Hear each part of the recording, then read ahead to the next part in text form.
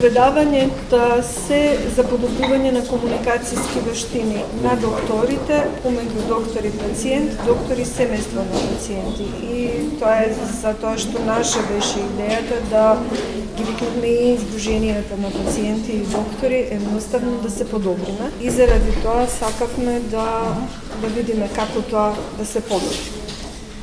I just told her why we invite you to come and have lectures, because we need to be better.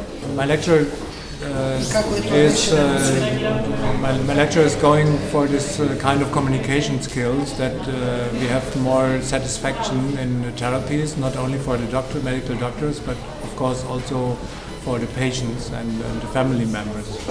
Така е решено и нивната работа преку работилници со пациентите, со докторите, да се подобри таа комуникација, да се овозможи пациентот да учествува во одлуката и околу дијагнозата и околу третманот. И он прикажа слайд каде што со исто време трајање на преглед група која нашла време, односно која објаснила на пациентот и која предложила да третманот, идејата за третманот биде заедничка и му овозможила на пациентот активно да учествува, имала подобри резултати него групата на доктори која не го направила тоа.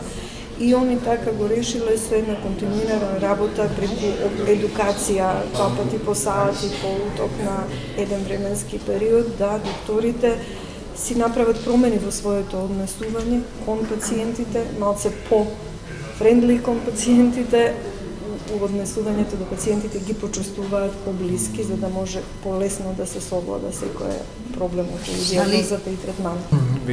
In Germany, the communication skills are a part of the medical studies in the first years in the so-called medical psychology. Се случува напади врз доктори, врз политичари, луѓе кон кои својата мака ја предоточуваат во агресија. За случаи негде околу 100 доктори што се нападнати минатата година. Целта беше да направиме нешто за докторската фела, да помогнеме со тренинг.